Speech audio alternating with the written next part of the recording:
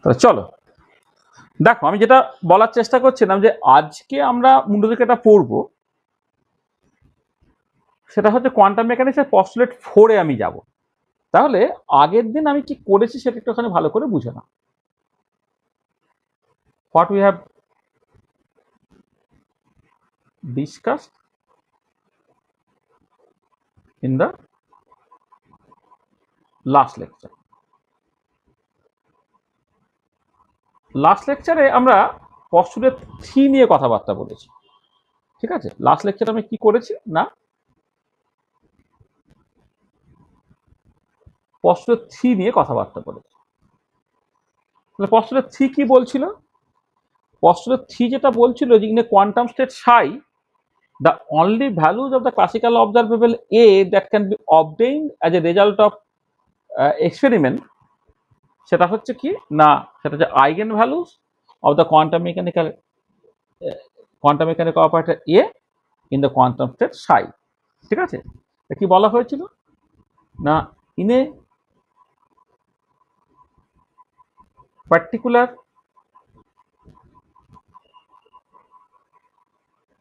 quantum state psi, the only values of the classical observable A that comes out as a result of measurement are the eigenvalues of the quantum mechanical operator A cap corresponding to the classical observable A। তাহলে দেখো কি বলা হচ্ছে, in a particular quantum state psi the only values of the classical observable A that comes out as a result of measurement are the eigenvalues of the quantum mechanical operator A cap corresponding to the classical observable A।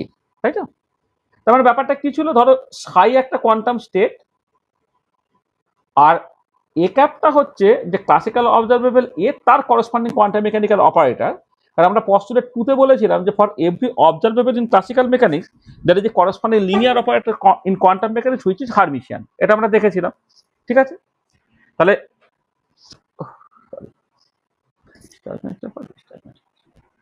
হ্যাঁ, কি বলছিলাম যে আমরা postulate 2 তে দেখেছিলাম যে প্রত্যেকটা classical অবজারভেবলের করসপন্ডিং একটা কোয়ান্টাম মেকানিক্যাল অপারেটর আছে। তাহলে এ যদি ক্লাসিক্যাল অবজারভেবল হয় তার করসপন্ডিং কোয়ান্টাম মেকানিক্যাল অপারেটর হচ্ছে এ ক্যাপ। তাহলে এ ক্যাপটা সাই এর উপরে কাজ করে তোমায় কি দিচ্ছিল, ধরে নাও এই সাইটা কি ফেরত দিচ্ছে with a constant multiplier alpha. তাহলে এই যে আলফাটা, এইটা হচ্ছে তোমার আইগেন ভ্যালু। মানে এই যে ইকুয়েশনটা প্রথমে বলি, মানে এই ইকুয়েশনটাকে বলা হচ্ছে একটা আইগেন ভ্যালু ইকুয়েশন। এই ইকুয়েশনটা হচ্ছে একটা আইগেন ভ্যালু ইকুয়েশন।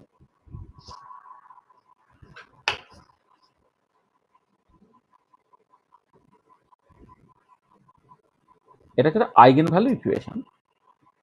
তাহলে আইগেন ভ্যালু ইকুয়েশন মানে কোন একটা অপারেটর একটা ফাংশনের উপরে কাজ করতে হবে, করে সেই ফাংশনটিকে ফেরত দিতে হবে উইথ কনস্ট্যান্ট মাল্টিপ্লাই, তখন সেটা আইগেন ভ্যালু ইকুয়েশন হবে। আর কথায় বলতে হয় কি রকম না, psi is an eigen function of operator A with the eigen value alpha. এটাকে এইরকম ভাবে পড়তে হয়, কিন্তু S I equal to alpha psi, সেটাকে পড়বে তুমি কেমন করে না, psi is an eigen function of operator A with the eigen value alpha. আচ্ছা, কৌস্তব একটা কথা জিজ্ঞেস করেছিল, সেটা হচ্ছে এই যে যে এই আইগেন অপারেটর যেটা, সেটা কি নেসেসারিলি লিনিয়ার হবে? ব্যাপারটা ঠিক কোশ্চেনটা এইরকম নয়। সেটা হচ্ছে যে কোন একটা অপারেটর একটা ফাংশনের উপরে কাজ করে সেই ফাংশনটা ফেরত দিবে উইথ কনস্ট্যান্ট মাল্টিপ্লায়ার, তাহলে সেটা আইগেন ভ্যালু ইকুয়েশন। তাতে এ অপারেটর লিনিয়ার হওয়া না হওয়ার সঙ্গে কোনো সম্পর্ক নেই, ঠিক আছে? এবারে যেটা ব্যাপার সেটা হচ্ছে কোয়ান্টাম মেকানিক্যাল অপারেটরগুলোতে নেসেসারি লিনিয়ার হতে হবে। সেই জন্য যদি কোনো একটা অপারেটর কোয়ান্টাম মেকানিক্যাল অপারেটর হয় সেটা বাই ডিফল্টই হয়ে যাচ্ছে লিনিয়ার অপারেটর। এবারে একটা অপারেটর লিনিয়ার অপারেটর মানেই তাকে যে আইগেন ভ্যালু ইকুয়েশন ওবে করতে হবে এর কোনো বাধ্যবাধকতা নেই। আইগেন ভ্যালু ইকুয়েশন ওবে করলে একটা এই অপারেটর এবং ওয়েভ ফাংশনের মধ্যে একটা কম্প্যাটিবিলিটি থাকতে হবে। আমি আগের দিন বলেছিলাম যে ধরো ডিডিএক্স একটা অপারেটর, তুমি সাইন এক্স একটা ফাংশন তুমি নিয়েছো, ডিডিএক্স সাইন এক্স এর উপরে কাজ করে বা সাইন কে এক্স এর উপরে কাজ করে তোমার কে কস এক্স দিয়ে দিল, তাহলে পরিষ্কার সাইন এক্সটা কস এক্স হয়ে গেল, সেটা আইগেন ভ্যালু ইকুয়েশন ওবেড হলো না। কিন্তু ওই ফাংশনটাকে তুমি রাখলে কিন্তু অপারেটরটাকে d2/dx স্কয়ার করে দিলে, তখন দেখো পরিষ্কার ওটা আইগেন ভ্যালু ইকুয়েশন ওবে করছে। তার মানে আইগেন ভ্যালু ইকুয়েশন ওবে করা মানে হচ্ছে যে কোন একটা পার্টিকুলার ফাংশন বা কোন একটা পার্টিকুলার অপারেটর এইরকম ভাবে বললে কিন্তু চলবে না। একটা স্পেসিফিক ফাংশনের সঙ্গে স্পেসিফিক অপারেটর একটা কম্প্যাটিবিলিটি থাকবে যাতে করে এই কন্ডিশনটা স্যাটিসফাইড হয়। যদি কন্ডিশনটা স্যাটিসফাইড হয় তখন সেটা হয়ে যাবে একটা আইগেন ভ্যালু ইকুয়েশন। ঠিক আছে, কৌস্তব ব্যাপারটা পরিষ্কার হয়েছে? এটা আচ্ছা আচ্ছা, এবারে আমি যেটা দেখেছিলাম সেটা হচ্ছে এই যে যদি আইগেন ভ্যালু ইকুয়েশন ওবেড হয় তাহলে আইগেন ভ্যালু হিসেবে তুমি ক্লাসিক্যাল অবজারভেবলটা পেয়ে যাচ্ছ। তো এটা কথা হচ্ছে যে if eigen value equation is obeyed then eigenvalues will be the allowed values of the classical observable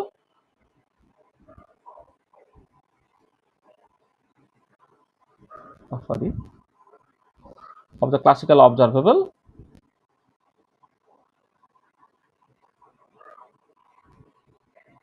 that will come out as a result of measurement. আমরা আগের দিন বেশ কিছু এক্সাম্পল দিয়েছিলাম যেখানে আইগেন ভ্যালু ইকুয়েশনটা ওবেড হয়েছিল এবং আইগেন ভ্যালু হিসেবে তুমি ক্লাসিক্যাল অবজারভেবলটা পেয়ে গিয়েছিলে। যেমন টাইম ইন্ডিপেন্ডেন্ট শোডিঞ্জার ইকুয়েশন একটা most famous eigen value equation, যেখানে তোমার এইচটা সেটা হ্যামিল্টনিয়ান অপারেটর বা total energy operator, total energy অপারেটরটা একটা ফাংশনের উপরে কাজ করছে, কাজ করে সেই ফাংশনটা ফেরত দিচ্ছে যে কনস্ট্যান্ট মাল্টিপ্লায়ার, কনস্ট্যান্ট মাল্টিপ্লায়ারটা হচ্ছে তোমার এনার্জি হয়ে যাচ্ছে। এইটা যদি আইগেন ভ্যালু ইকুয়েশন ওবেড হয় তাহলে আইগেন ভ্যালু হিসেবে তুমি ক্লাসিক্যাল অবজারভেবলটা পেয়ে যাবে, that will come out as a result of measurement. এবার কোশ্চেনটা হচ্ছে যে but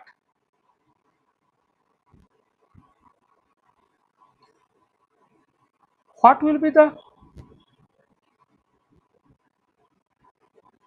possible values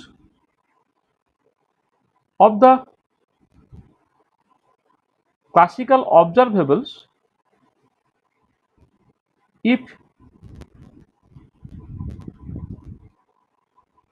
eigenvalue equation is not obeyed? তাহলে যদি আইগেন ভ্যালু ইকুয়েশন ওবেড না হয় তখন তোমার সিচুয়েশনটা কি হবে?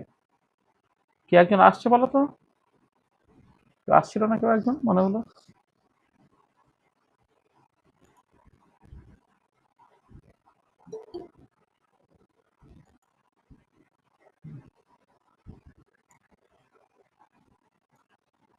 হ্যাঁ, তা যদি আইগেন ভ্যালু ইকুয়েশন ওবেড না হয় তখন সিচুয়েশন কি? What will be the possible values of the classical observable if eigen value equation is not obeyed? তা সেই প্রশ্নটা আমি আগের দিনও এই প্রশ্নটা করেই আমি শেষ করেছিলাম। সেটা হচ্ছে যে ধরো পার্টিকুলার বক্স প্রবলেম তুমি কনসিডার করছো, সেক্ষেত্রে তোমার ওয়েভ ফাংশনটা ছিল, সেই ওয়েভ ফাংশনটা তুমি দেখবে হ্যামিল্টনিয়ান আইগেন ফাংশন, সেখানে আইগেন ভ্যালু হিসেবে তুমি এনার্জিটা পেয়ে গেলে। কিন্তু পার্টিকুলার বক্সের ক্ষেত্রে তুমি দেখতে পেলে যে ওয়েভ ফাংশনটা কিন্তু পজিশন অপারেটর বা মোমেন্টাম অপারেটর আইগেন ফাংশন নয় বলে এই পজিশন বা মোমেন্টামটাকে তুমি eigen value of position operator বা মোমেন্টাম অপারেটর তুমি পাচ্ছ না।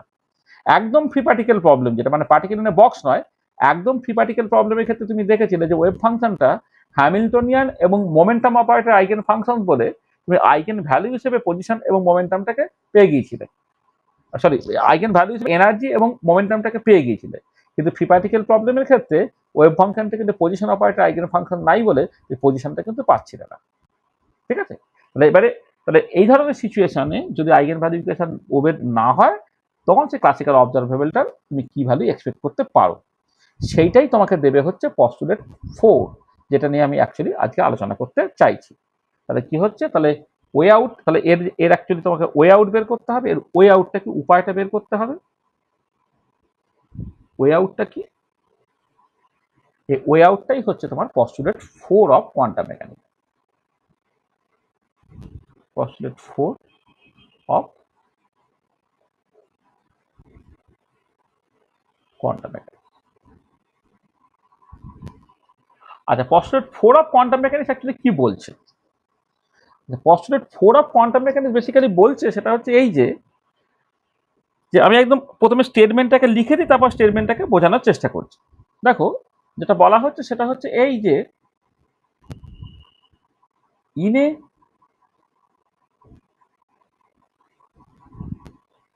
quantum state psi, the average value, the average value of a classical observable A in a quantum state psi, the average value of a classical observable A can be determined, বা can be determine না করে ঠিক can be obtain লিখি বা derive লিখি, can be obtain from the equation A cap equal to integral over all space psi star A operator psi d tau by d tau হচ্ছে তোমার একটা volume element আর কি, মানে ওয়ান ডাইমেনশনে হলে এটা হচ্ছে dx, টু ডাইমেনশনে হলে dx dy, থ্রি ডাইমেনশনে হলে dx dy dz and so on. আর অল স্পেস মানে হচ্ছে তোমার ওয়েভ ফাংশনটা যে ডোমেইনটা আছে সেই ডোমেইনে তোমাকে এটাকে ইন্টিগ্রেট করতে হবে। তাহলে নিচে হচ্ছে তুমি অর্থোগোনালিটি, নরমালাইজেশন ইত্যাদি করার সময় তুমি এই ধরনের নোটেশনগুলো ব্যবহার করেছো, সাই স্টার সাই দিটা। তাহলে এ অ্যাভারেজটা হচ্ছে integral over all space psi star A operator psi দিটাও বা integral over all space psi star psi দিটাও, যেখানে এ ক্যাপটা হচ্ছে is the quantum mechanical operator, is the quantum mechanical operator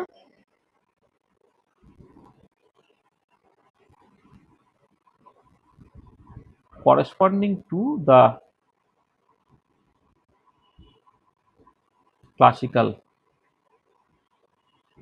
observable A। আচ্ছা, একটা স্পেশাল কেসে যদি এমন হয়ে যায় ইফ সাইজ নর্মালাইজ, যদি সাইজ তোমার নর্মালাইজ হয়ে যায়, দেন কি হবে দেখো এই ডিনোমিনেটর যেটা ইন্টিগ্রাল ওভার অল স্পেস সাইটা সেটা তখন 1 হয়ে যাবে, দেন এর অ্যাভারেজটা বেরিয়ে যাবে তোমার integral over all space psi star A operator psi দিটা।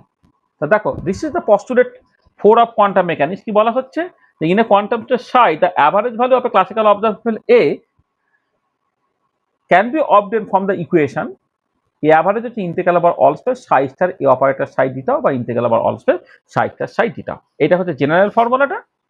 আর যখন তোমার ইয়ে হবে, মানে তোমার ওয়েভ ফাংশন নর্মালাইজ হয়ে যাবে, তখন integral over all space psi star psi দিটাও তখন 1 হয়ে গেল, তখন এর অ্যাভারেজটা বেরিয়ে যাবে integral over all space psi star A operator psi দিটা। আচ্ছা চল, ধরো আমি কতগুলো এক্সাম্পল বলি, তাহলে তোমার পক্ষে ব্যাপারটা পরিষ্কার হবে। ধরো আমি পার্টিকেল ইন এ বক্স প্রবলেমটাই না হয় বলছি। Particle in a box problem, particle in a box প্রবলেমের ক্ষেত্রে আমি একবারে নর্মালাইজড ওয়েভ ফাংশনটাকে লিখছি। Normalised wave function psi N X, এটা কত হয় না root over of 2/l sine n pi by l into X with n equal to 1 2 3 dot dot dot. মানে এখানে পার্টিকুলার বক্সের ক্ষেত্রে বক্স লেন্থ যদি l হয়, তাহলে নর্মালাইজ ওয়েভ ফাংশনটা হয় root over 2/l sine n pi by l into X. এটা আচ্ছা, এবারে ধরো আমি তোমার কতগুলো জিনিস ক্যালকুলেট করছি। ধরো হ্যামিল্টনিয়ান অপারেটরটা minus H cos square by twice M D two by DX square, এটা হ্যামিল্টনিয়ান অপারেটর, এটা ইনসাইড দ্য বক্স। হ্যাঁ, মোমেন্টাম অপারেটরটা minus I H cross DDX, আর পজিশন অপারেটরটা হচ্ছে তোমার এক্স ইটসেলফ। এটা তাহলে এই তিনটে ক্লাসিক্যাল অবজারভেবলের কথা বলেছি, এইচ, ডিএক্স আর এক্স। এটা তাহলে এবারে প্রত্যেকটা জিনিস আমি ক্যালকুলেট করার ধরো চেষ্টা করছি। ধরো প্রথমে আমি এই কাজটাকে ক্যালকুলেট করি যে তোমার যদি অ্যাভারেজ এনার্জিটা আমি ক্যালকুলেট করতে চাই, তাহলে নর্মালি ওয়েভ ফাংশন মানে তোমাকে কি করতে হচ্ছে, আচ্ছা ইন্টিগ্রাল ওভার অল স্পেস করতে হচ্ছে। ডিনোমিনেটরটা আমি আর লিখবো না, যেহেতু normally wave function, psi star X Hamiltonian operator sign X dx. এটা তাহলে এটা কি হচ্ছে দেখো, এখানে ইন্টিগ্রাল ওভার অল স্পেস মানে 0 থেকে L root over 2 by L sine N pi by L into X, Hamiltonian অপারেটরটা minus H cos square by twice M D two by DX square, আবার ওয়েভ ফাংশনটা হচ্ছে root over 2 by L sine N pi by L into X, এইটা তার সঙ্গে হয়ে গেল তোমার ডিএক্স। এটা তাহলে দেখো তুমি এখানে minus H cos square by twice এমটা তুমি বাইরে বের করে নিয়ে চলে এলে, এখানে এই 1 বাই এল একটা বাইরে নিয়ে চলে এলাম, সরি 2 বাই এল, মানে root over 2 by L root over 2 by L 2 by L তুমি বাইরে বের করে নিয়ে চলে এলে। এবার ইন্টিগ্রেশন 0 থেকে এল, দেখো প্রথমটা হচ্ছে sine N pi by L into X. আচ্ছা এবারে দেখো এইখানে যখন তুমি দুবার কাজ করছো, মানে দুবার ডেরিভেটিভ করছো, প্রথমে সাইনটা কস হবে, তারপর কসটা মাইনাস সাইন হবে, তার মানে ওই মাইনাসটা এখানে প্লাস করে দাও।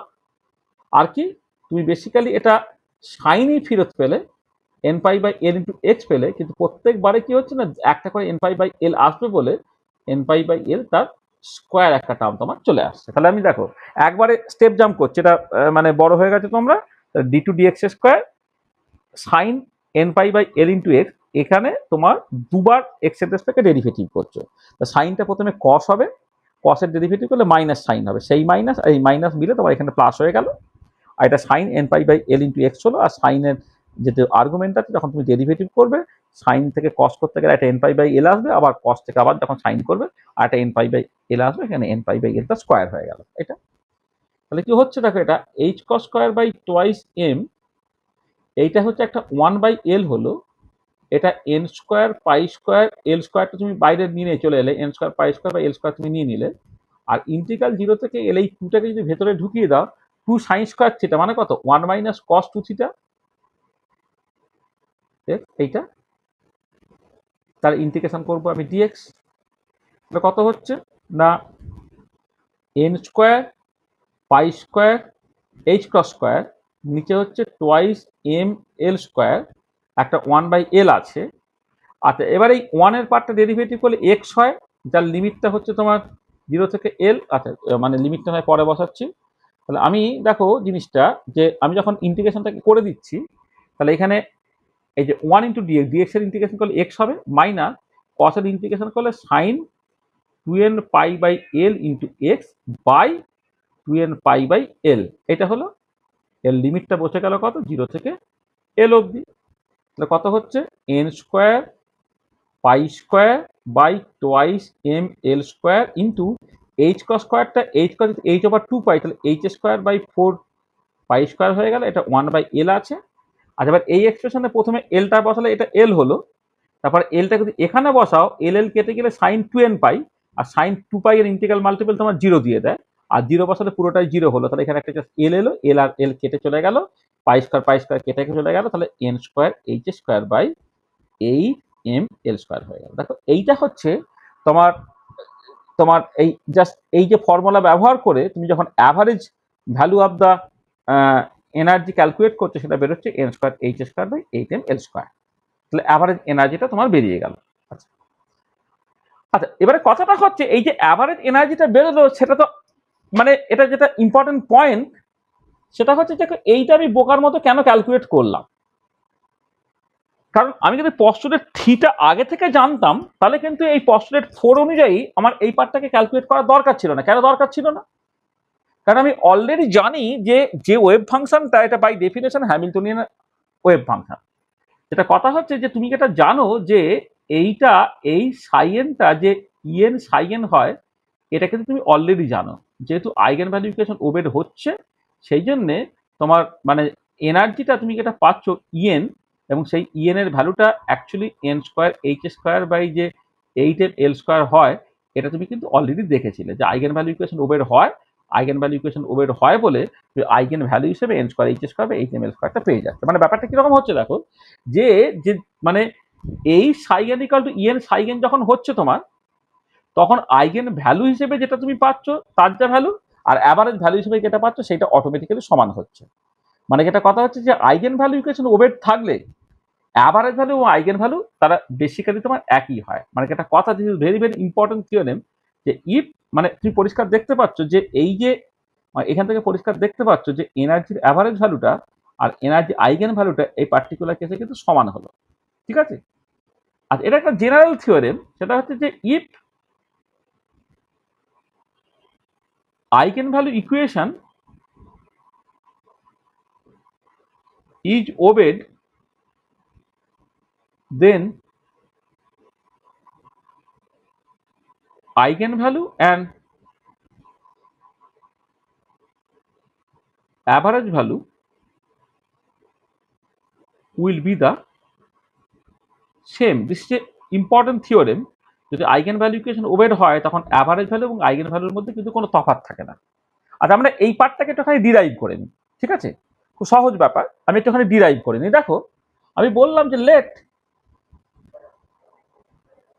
ধরো late psi is an eigenfunction of A operator with the eigenvalue alpha। তার মানে কি, এসআই ইকুয়াল টু আলফা সাই তোমার দেওয়া আছে। ঠিক আছে? এবার নাও average value of A in its average value of A in its eigenstate, মানে average value of A in the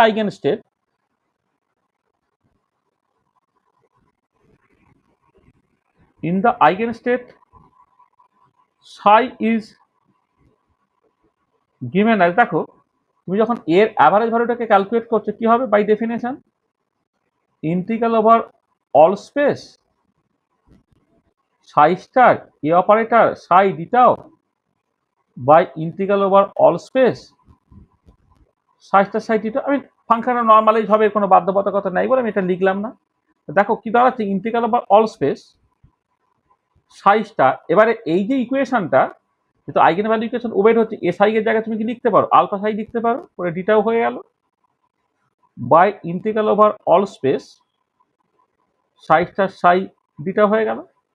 আচ্ছা, আলফা কিন্তু কনস্ট্যান্ট, আলফাটা তুমি বাইরে বের করে দাও, integral over all space psi star psi ডিটাও, আর ডিনোমিনেটরও integral over all space psi star psi ডিটাও। এটা আর এবারে কোয়ান্টাম মেকানিক্যালি অ্যাকসেপ্টেবল ওয়েভ ফাংশনের জন্য কখনোই না এই psi স্টার psi ডিটাও মানে integral over all space psi star psi ডিটাও সেটা জিরো হতে পারে না, ইনফিনিটিও হতে পারে। সেখানে এই দুটো পার্ট তোমার কেটে যাবে, কেটে গিয়ে তোমার হয়ে গেল আলফা। মানে পরিষ্কার দেখতে পাচ্ছ কি যে এর অ্যাভারেজ ভ্যালু আর আইগেন ভ্যালু তারা অ্যাকচুয়ালি সমান হয়ে গেছে। মানে ক্লিয়ারলি দেখো, এর অ্যাভারেজ ভ্যালু এবং আইগেন ভ্যালু তারা পরিষ্কার সমান। ক্লিয়ারলি অ্যাভারেজ ভ্যালু আর আইগেন ভ্যালু তারা কিন্তু তোমার অ্যাকচুয়ালি ইকুয়াল। তাহলে এটা ভীষণ ভীষণ ইম্পর্টেন্ট। এই যে থিওরেমটা বলা হয়েছে, if eigen value equation is obeyed, then eigen value and average value will be the same. তার মানে দেখো, তার মানে আইগেন ভ্যালু ইকুয়েশন ওবেড হলে তুমি পস্টুলেট 3 থেকে যে রেজাল্টটা পাচ্ছ, পস্টুলেট 4 থেকে তুমি এক্স্যাক্টলি একই রেজাল্টটা পাচ্ছ। তার মানে আইগেন ভ্যালু ইকুয়েশন ওবেড যদি হয়, তাহলে কিন্তু তোমার ওই যেটা as a result of measurement তুমি যেটা পাচ্ছ, মানে যেটা আইগেন ভ্যালুটা আর অ্যাভারেজ ভ্যালুটার মধ্যে কিন্তু কোনো বিরোধ নেই, তখন পস্টুলেট 4 এর বেসিক্যালি দরকারই পড়তো না। মানে আইগেন ভ্যালু ইকুয়েশন ওবেড হলে পস্টুলেট 3 তোমার যে রেজাল্টটা দেয়, পস্টুলেট 4 কিন্তু একই রেজাল্ট দেয়, অর্থাৎ আইগেন ভ্যালু এবং অ্যাভারেজ ভ্যালুটা বেসিক্যালি তোমার সমান হয়ে যাচ্ছে। কিন্তু পস্টুলেট 4টা ইম্পর্টেন্ট কোথায়? ইম্পর্টেন্ট হচ্ছে যদি আইগেন ভ্যালু ইকুয়েশন ওবেড না হয়। এবার নেক্সট দেখো, তাহলে নাও কনসিডার পিএক্স অপারেটর, যেটা হচ্ছে বেসিক্যালি মাইনাস আইএইচ কস ডি ডিএক্স, এইটা। ঠিক আছে। আচ্ছা, এবারে পরিষ্কার যেটা আমি অলরেডি দেখেছিলাম, পিএক্স অপারেটরটা এই সাইন এক্স এর উপরে কাজ করলে তোমার এটা কোনো রকম ভাবেই একটা কনস্ট্যান্ট টাইম সাইন এক্স হিসেবে দিচ্ছে না, যেহেতু তাহলে সাইন এক্সটা পিএক্স এর আইগেন ফাংশন নয়। সেই জন্যে তুমি কি বলছিলে না, মোমেন্টামটা PX cannot be obtained as an eigenvalue of px operator, মানে in the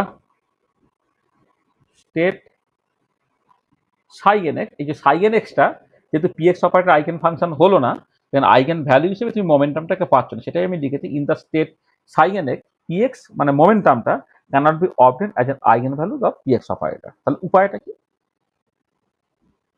আমি তো উপায়টা কি তাহলে? উপায়টা মানে আমি তো এই পার্টিকুলার স্টেটে মোমেন্টামটাকে পেতে চাই, মোমেন্টামটা ক্লাসিক্যাল অবজারভেবল, তাকে তুমি পেতে চাই, তাহলে উপায়টা কি? উপায়টা ওয়ে আউট হচ্ছে, চলো পিএক্স এর অ্যাভারেজ ভ্যালুটা তুমি ক্যালকুলেট করো। আচ্ছা, এখানে কিন্তু নর্মালাইজ ওয়েভ ফাংশন যেহেতু, তাহলে ডিনোমিনেটরটা কিছু লিখছি না, একবার নিউমারেটরটাই লিখবো। তো দেখো এটা কি হচ্ছে না, এটা হচ্ছে integral over all space psi n star x p x operator sign x theta, এইটা। তার মানে এখানে কি হবে, এটা ইন্টিগ্রাল 0 থেকে L root over 2/l sine n pi by l into x the minus ih cos d dx, কারণ মোমেন্টাম অপারেটর তুমি লিখে দিলে, তার সঙ্গে root over 2/l sine n pi by l into x into dx, এই ইন্টিগ্রেশনটা করতে হবে। তো চলো মাইনাস আইএইচ কসটাকে বাইরে বের করে দিই, তাহলে কি হচ্ছে এটা, তাহলে পিএক্স এর অ্যাভারেজ যখন তুমি ক্যালকুলেট করছো, দেখো মাইনাস আইএইচ কসটা বেরিয়ে গেল, 2/l তোমার বেরিয়ে গেল, ইন্টিগ্রাল 0 থেকে l সাইন, এই তো দেখো minus i h cross root over 2/l, root over 2/l তুমি সেটাকে বাইরে বের করে দিলে, মাইনাস আইএইচ ক্রস 2/lটা হয়ে গেল, আর বাকি পড়ে থাকছে sign square n pi by l into x। কি পরে পেয়ে যাবো?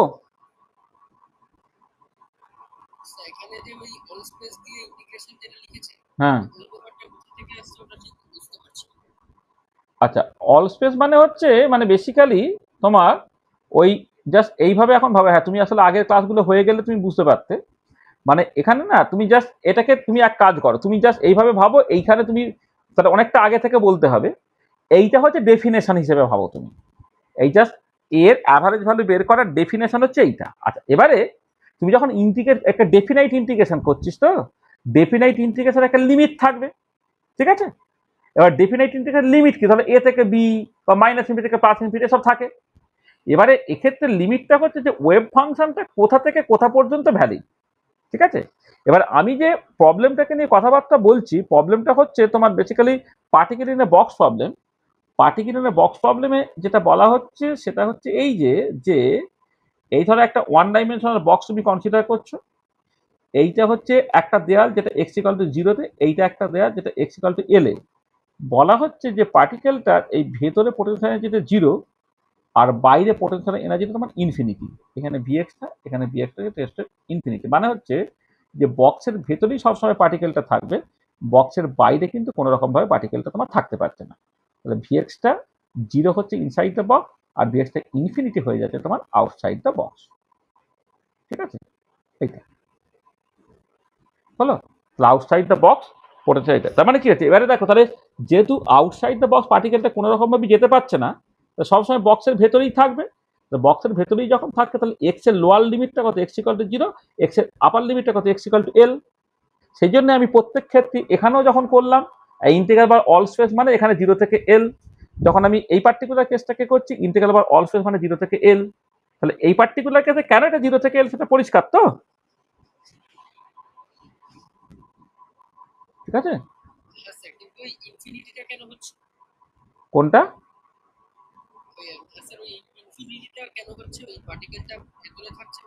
হ্যাঁ হ্যাঁ হ্যাঁ হ্যাঁ হ্যাঁ হ্যাঁ, মানে এই যে পার্টিকেল ইন এ বক্সের, পার্টিকেল ইন এ বক্স মানে হচ্ছে a free particle of mass m confine in a one dimensional box of length এল।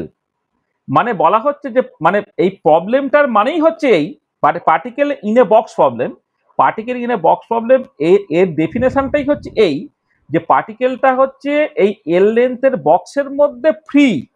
তাহলে বক্সের মধ্যে ফ্রি মানে তার পোটেনশিয়াল এনার্জিটা হচ্ছে 0, আর বক্সের বাইরে তার পোটেনশিয়াল এনার্জিটা ইনফিনিটি, কারণ সে বক্সের ভেতরেই কনফাইন, কোনোভাবেই হচ্ছে যে বক্সের বাইরে যেতে পারছে না। তাহলে একটা পার্টিকেল যদি 0 থেকে এল লেন্থের বক্সের মধ্যে সারা জীবন কনফাইন থাকে, যদি বাইরে কোনো রকম ভাবেই যেতে না পারে, তাহলে ভেতরে সে ফ্রি, সেখানে তার পোটেনশিয়াল এনার্জি 0, আর বাইরে কোনোভাবেই যেতে পারছে না বলে তুমি দুটো যে দেওয়ালে x=0 এবং x=l এর দুটো বাউন্ডারিতে তুমি ইনফাইনাইট হাইট এবং ইনফাইনাইট উইথের দুটো দেওয়াল দিয়ে দিয়েছো, যাতে করে কোনোভাবে দেওয়াল ফুটো করেই বলো বা দেওয়াল টপকেই বলো পার্টিকেলটা তোমার বাইরে যেতে পারছে না। ঠিক আছে?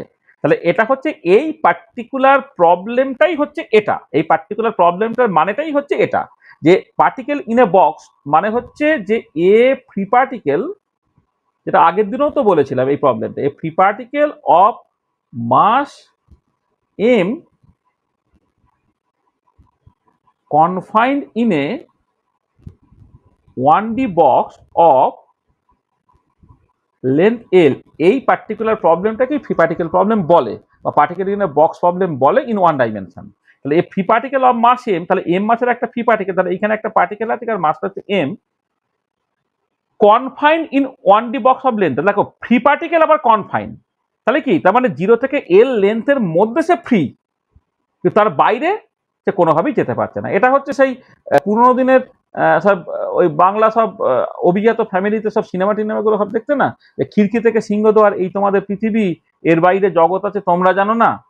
তাহলে কি হচ্ছে, একটা জমিদার বাড়ির বউ, সে কিন্তু যা জমিদার বাড়ির ভেতরে বা অন্তঃপুরে সে কিন্তু একদমই মানে কি বলবো ফ্রি, সে রানী, সেখানে তাকে কেউ আটকানোর নেই। কিন্তু এই খিড়কি থেকে সিংহদুয়ার পর্যন্তই, এই সিংহদুয়ার মানে মেন গেটের বাইরে কিন্তু তার পা রাখার কোনো অধিকারই নেই। সেটাই বলা হচ্ছে যে খিড়কি থেকে সিংহদুয়ার এই তোমাদের পৃথিবী, এর বাইরে জগৎ আছে তোমরা জানো না। তাহলে এখানে এই বক্সের ভেতরে পার্টিকেলটা ফ্রি, তার বাইরে সে কোনো রকম ভাবেই যেতে পারছে না। তাহলে সেই প্রবলেম যদি হতে হয়, তাহলে ভেতরে পোটেনশিয়াল যেটা 0, কারণ সে ফ্রি, বাইরে যেতে পারছে না, মানে পোটেনশিয়াল যেটা ইনফিনিটি হবে। ঠিক আছে, বুঝছে? আচ্ছা, চলো তাহলে এবারে তাহলে এই পার্টিকুলার প্রবলেমটাকে কষতে হবে। কষার জন্য কি হচ্ছে, মাইনাস আই এইচ বাইরে নিয়ে চলে এলাম, 2/l বাইরে নিয়ে চলে এলাম, সাইন, আচ্ছা সাইন, প্রথমটা হলো sine N pi by L into X, sine N pi by L into X, আর ডিডিএক্সটা যখন ওর উপরে কাজ করবে তখন কি হবে, এন পাই বাই এল একটা আসবে, তার সঙ্গে cos N pi by L into X, এইটা হলো ইন্টু ডিএক্স হলো। এই যে আমি এই ডিএক্সটা যখন এর উপরে কাজ করাচ্ছ, তুমি একটা এন পাই বাই এল চলে আসবে, একটা cos N pi by L into X চলে আসবে। ভালো, তাহলে কাজ করে, এটা minus I H cross into 1/l, তার সঙ্গে এন পাই বাই এলটাকে তুমি বাইরে নিয়ে নাও আর 2টাকে ভেতরে ঢুকিয়ে দিলে, ইন্টিগ্রাল 0 থেকে l 2 sine N pi by L into x into cos N pi by L into x DX. তো ভালো, minus I H cross 1/l N pi by L, আর এইটা কত হবে, sign 2n pi by L, এটা into x dx, integrate হলো 0 থেকে l পর্যন্ত, 2 sine theta cos theta, formula কত, সাইন 2 থিটা, কত হচ্ছে minus I H cross 1/l N pi by L, আর এটা করলে কত হবে, সাইনের ইন্টিগ্রেশন করলে মাইনাস কস হয়, minus cos 2n pi by L into X, লিমিটটা হচ্ছে 0 থেকে l অবধি, কত হলো minus I H cross 1/l N pi by L into N pi by L. আচ্ছা, এখানে মাইনাস মাইনাস না প্লাস করে দাও।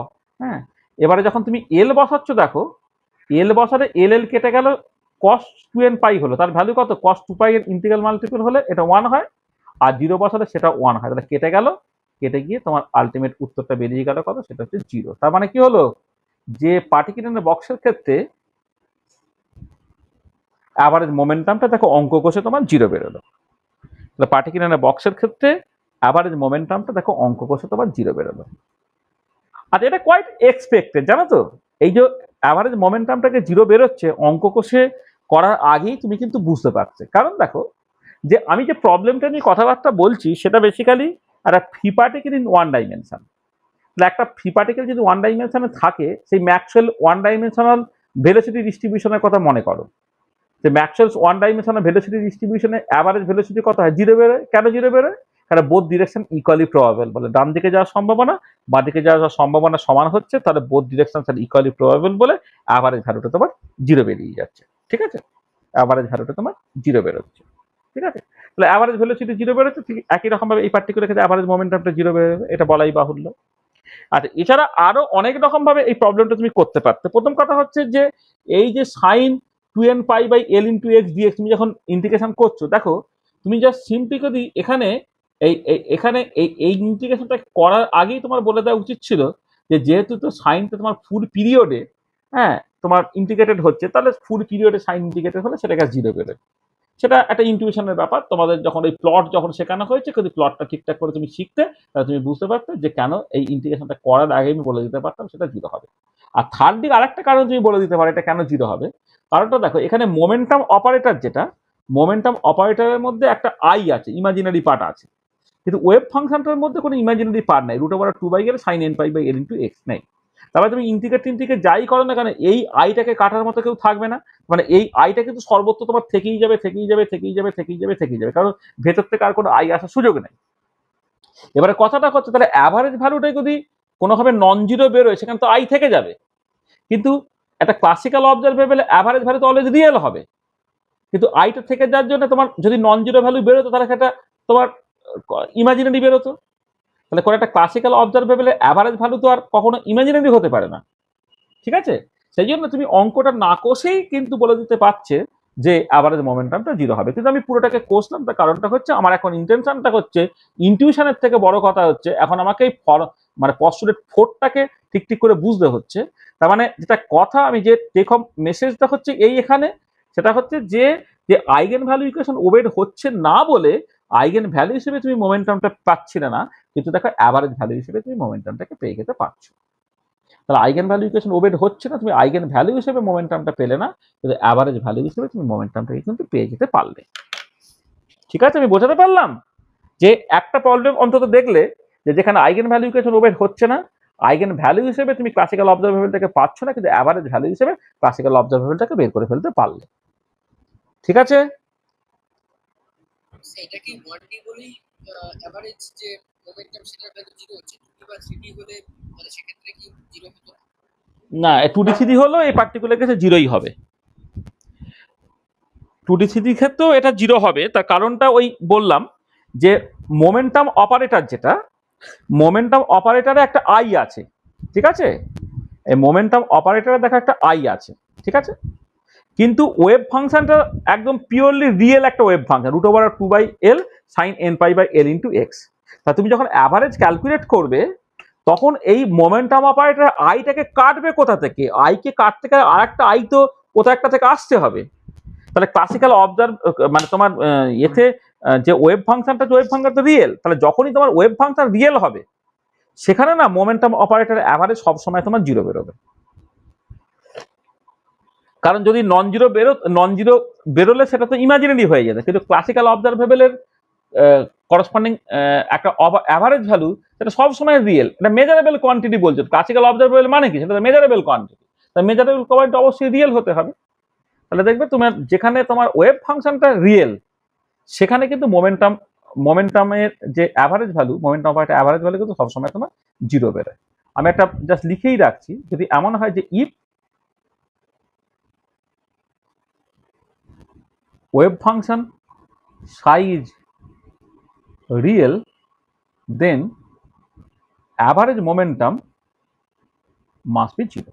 এটা একদম থিওরেমের মতো হতেই হবে সেটা। এবারে ওয়েভ ফাংশন যদি কমপ্লেক্স বেরোয় বা ইমাজিনারি থাকে, তাহলে কিন্তু মোমেন্টামের তোমার অ্যাভারেজ ভ্যালু থাকতে পারে। আচ্ছা, একটা এক্সাম্পল যদি তুমি বুঝতে পারছো, ধরো তুমি যদি আজকে একদম ফ্রি পার্টিকেল প্রবলেম বলো,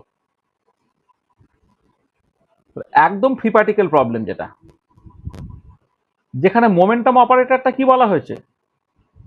-i d dx, আর ওয়েভ ফাংশনটা মনে আছে সাইকে এক্সটা একটা কনস্ট্যান্ট ছিল n into e to the power I K x, দেখো একটা আই আছে, ঠিক আছে। আচ্ছা, এবার এর ক্ষেত্রে তুমি করো বা না করো,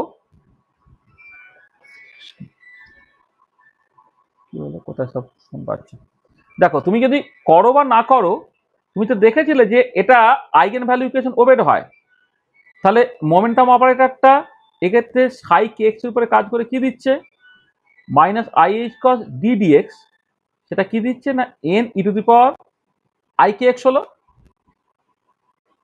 এটা এটা আইগেন ভ্যালু ইকুয়েশন ওবেড হচ্ছে বলে অ্যাভারেজ ভ্যালু আইগেন ভ্যালু সমান হবে, তো আমি ওই জন্য প্রথমে আইগেন ভ্যালু হিসেবেই করে দিচ্ছি। আমি তো একটু আগে দেখালাম যে আইগেন ভ্যালু ইকুয়েশন ওবেড হলে অ্যাভারেজ ভ্যালু আর আইগেন ভ্যালু সমান হয়, তাহলে আমি জাস্ট এটা আইগেন ভ্যালু হিসেবে বের করা সহজ বলে সেটা আমি করে নিচ্ছি। Minus I H cross DDX যখন করবে কত হবে, এন হবে E to the power I K X হবে, আর এখান থেকে একটা আই কে আসবে। তাহলে দেখো আই আই গুণ করে -1 হলো, মাইনাস আর মাইনাস মিলে প্লাস হয়ে গেল, তাহলে কে এইচ কস ইন্টু দেখো সাই কে এক্সটা হলো, সাই কে এক্সটা হলো।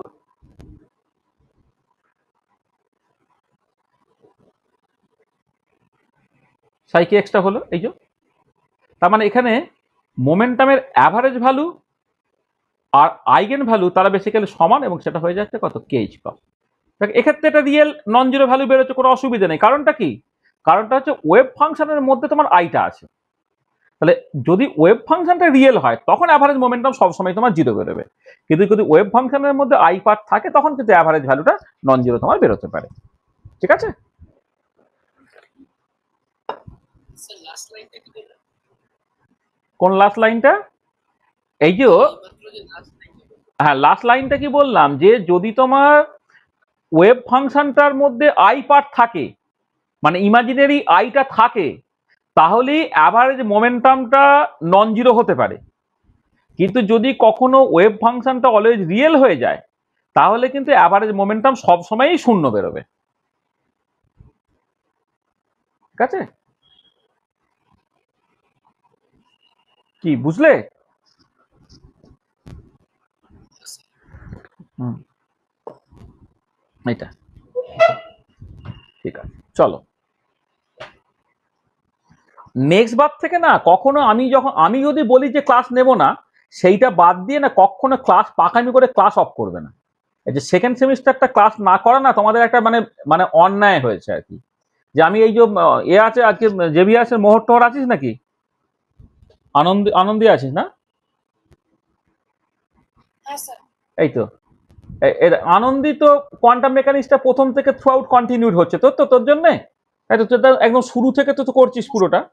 হ্যাঁ, তাহলে ব্যাপারটা কি হচ্ছে, তাহলে তুই হচ্ছে একদম প্রথম থেকে পরপর পরপর করে একদম তোর মতো করে আমরা পস্টুলেট 1 পর্যন্ত পড়িয়ে রেখেছিলাম, পস্টুলেট 2 থেকে পরপর পরপর করে তোর একটা লজিক্যাল কন্টিনিউশন শেষ পর্যন্ত চলছে, তোর অসুবিধা নেই। আচ্ছা এবারে কি হচ্ছে, এটা এবারে এবারে এবারে তোরা যদি এই যে এর কথা ডহরার ছেলেরা, তোরা যদি ক্লাসটাকে করতিস তাহলে কি হতো, যে ঠিক আছে ওরা ক্লাসটা তৈরি করলি না, কিন্তু আমি যেটা করিয়ে রাখতাম তুই একবার করে রাখতে পারতিস, পরে আমি রিভিশন করবো, একরকমের ব্যাপার। তাহলে কি হয়, সবকিছু জিনিসটা খুব সিস্টেমেটিক ঠিক ঠিক করে হয়। তাহলে আমাকে তোদের জন্য একটু ভাবতে দে না, তোরা নিজেরা নিজেদের পাকামিগুলো করতে চাস কেন? পাকামিগুলো করতে গেলে আমি কিন্তু প্রপারলি শেখাতে পারবো না তোকে। এই যে আমি এখানে যেটা বললাম যে ইন্টিগ্রাল 0 থেকে L sine 2n pi by L into x দিয়ে, আমি না এই ইন্টিগ্রেশন না করেই বলে দিতে পারতাম এটা জিরো হবে।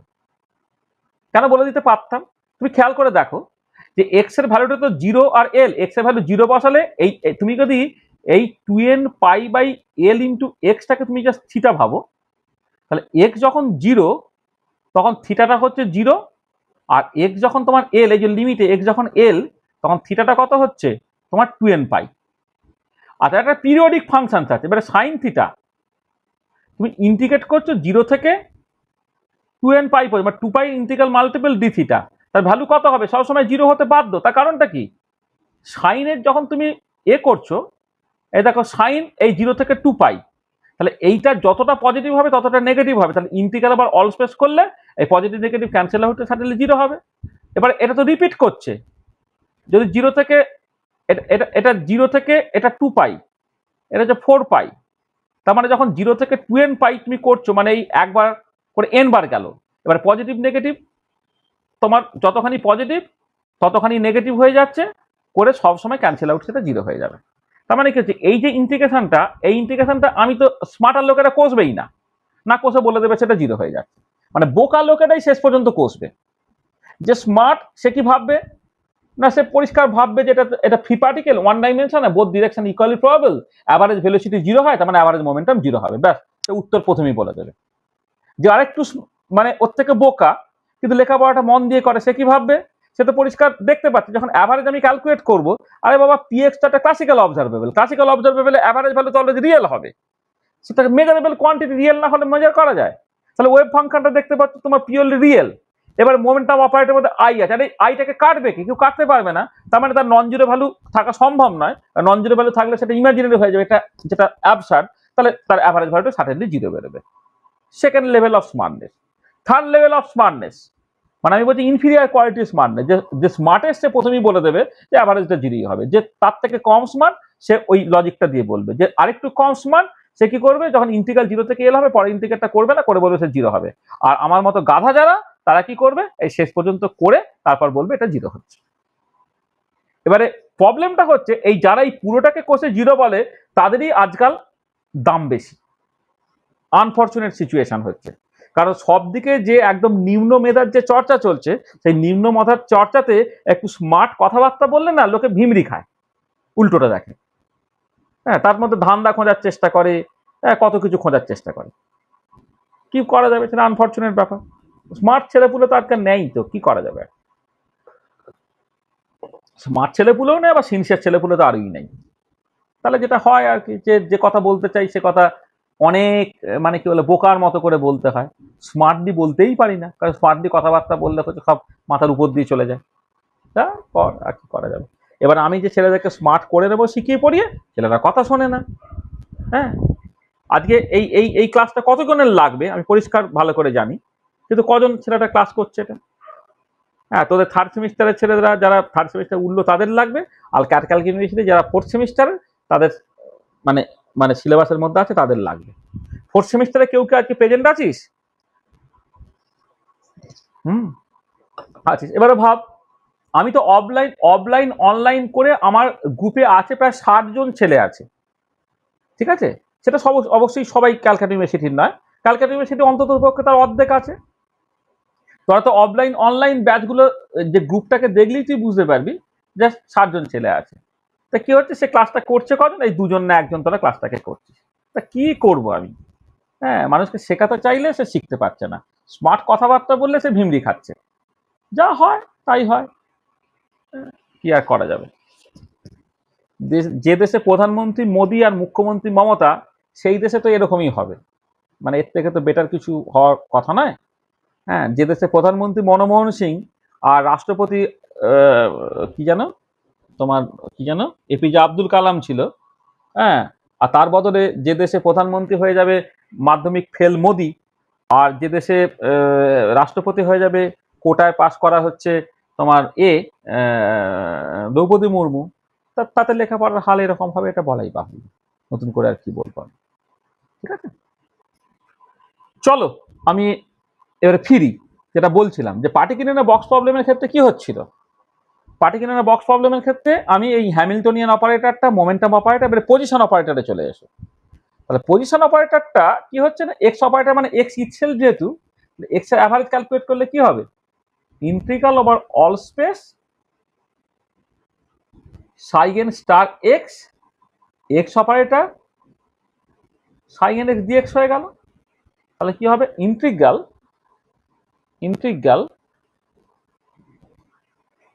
তোমার 0 থেকে L √2/l sine n π/l into x, x operator মানে এক্স ইটসেলফ, আবার √2/l sine n π/l into x dx. এটা তাহলে চলো, এটা কি হয়ে যাচ্ছে, আমি এটাকে এক কাজ করি, এই 2/lটাকে বাইরে নিয়ে নিই, ইন্টিগ্রাল 0 থেকে l, এক্স হলো sign square n π/l into X হলো ডিএক্স হলো, মানে এখানে তো কোনো অপারেটর তো মানে জাস্ট এক্স দিয়ে গুণ হয়ে যায়, তাহলে এক্সটা যেমন আছে রয়ে গেছে, sine n π/l into X আর sine n π/l into X দুটো গুণ হয়ে গিয়ে sine square n π/l into x dx হয়ে গেল। তো ভালো, এটা 1/l করে দাও, ইন্টিগ্রাল 0 থেকে l করে দাও, এক্স করে দাও, এটা 2 sine square n pi by L into x into dx করো, তাহলে কত হবে? এটা 1/l ইন্টিগ্রাল 0 থেকে l x হলো 2 sin স্কয়ার থিটা মানে 1 মাইনাস cos 2 থিটা।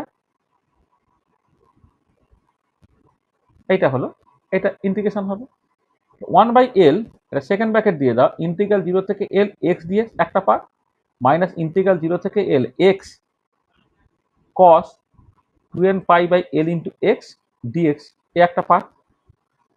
আচ্ছা, প্রথম পার্টটা তুমি ইজিলি করে দিতে পারছো, সেটা হচ্ছে এটা এক্স স্কোয়ার বাই 2 লিমিটটা বসে গেছে 0 থেকে l অবধি মাইনাস। আর এই পার্টটা করতে হবে তোমার ইন্টিগ্রেশন বাই পার্টস করে। হ্যাঁ, এই পার্টটা করতে হবে ইন্টিগ্রেশন বাই পার্টস করে। কিভাবে করবে তুমি? তাহলে প্রথমটা কিন্তু দ্বিতীয়টার integration sine 2n pi by l into x by 2n pi by l, এইটা। তাহলে প্রথমটা ইন্টু দ্বিতীয়টার ইন্টিগ্রেশন মাইনাস, আচ্ছা মাইনাস হতে প্লাস হয়ে গেল, প্রথমটা ডেরিভেটিভ ইন্টু দ্বিতীয়টার ইন্টিগ্রেশন কিন্তু পুরোটার ইন্টিগ্রেশন। তাহলে এইটা একবার লিমিট বসে যাচ্ছে 0 থেকে l অবধি, আর এই পার্টটা হয়ে যাচ্ছে 0 থেকে l, এই ইন্টিগ্রেশন তোমাকে করতে হচ্ছে এটা। তার মানে আমি এই যে ভেতরের পার্টটা যখন করছি দেখো, মাইনাস এই প্রথমটার ইন্টু দ্বিতীয়টা ইন্টিগ্রেশন করে ফেললাম, মাইনাস এখানে মাইনাস হতে প্লাস হয়ে গেল, প্রথমটা ডেরিভেটিভ দ্বিতীয় ইন্টিগ্রেশন করে পুরোটা ইন্টিগ্রেশন। তো ভালো, তাহলে 1/l এইটা হয়ে যাচ্ছে l স্কোয়ার বাই 2 মাইনাস, আর এখানে লিমিটটা যখন বসাচ্ছ একটু খেয়াল করো তো, এই যখন লিমিটটা বসাচ্ছ l বসালে এই যে l আর x এর l তোমার কেটে গেল করে সাইন 2n পাই, আর সাইন 2 পাই এর ইন্টিগ্রাল মাল্টিপল তোমার 0 দেয়, আর 0 বসালে তোমার 0 হয়ে গেল, এটা প্লাস হয়ে গেল। তাহলে এইটা হয়ে যাচ্ছে কত? l ওভার 2n পাই, আর সাইনের ইন্টিগ্রেশন করলে minus cos 2n pi by l into x by হচ্ছে 2n পাই বাই l। এইটার লিমিট হলো তোমার কত? লিমিট বসলো 0 থেকে l অবধি, এইটা কত হচ্ছে 1/lটা এখানে হয়ে গেল, এটা l/2 হলো এইটা।